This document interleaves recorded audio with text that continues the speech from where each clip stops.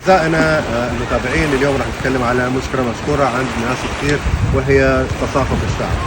تساقط الشعر ممكن يكون بسبب جينات مرضية عند بعض الناس اللي هم توارثوا موضوع الصلع الوراثي، سواء الصلع الوراثي عند الرجال أو عند كذلك في نوع من أنواع تساقط الشعر الوراثي مثل نقص بعض أنواع الفيتامينات أو نقص الحديد. في كذلك نوع من انواع تساقط الشعر نتيجه الاسترس او التوتر او الالم النفسي.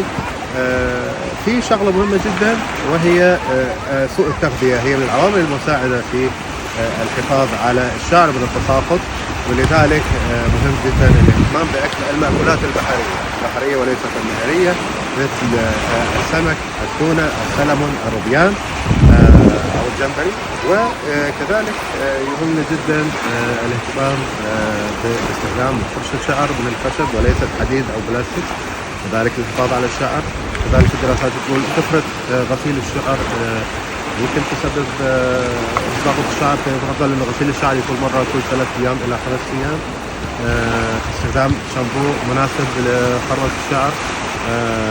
بعض الناس اللي عندهم نقص فيتامينات ممكن يسوون تحليل فيتامينات لمعرفة سبب تساقط الشعر، مثل الحديد أو حامل الحديد أو الهيموجلوبين أو قدرة كرات الدم الحمراء على التشبع بالحديد. بعض الناس كذلك نقص الزنك أو نقص الكالسيوم أو نقص فيتامين د قد يكون من العوامل المشاركة في تساقط الشعر. والغضبطة الهرمونية عند النساء مهم جدا. النساء اللي عندهم خربطة في الدورة الشهرية أو اللي بياخذون بعض أنواع أقراص للحمل وارد تزود تساقط الشعر. إذا تساقط الشعر ممكن يكون له أسباب عدة، أهم شيء نعرف السبب، نسوي اختبار دم ونضبط أكلنا. وتمنياتي لكم بالصحة والعافية، وشكرا لكم.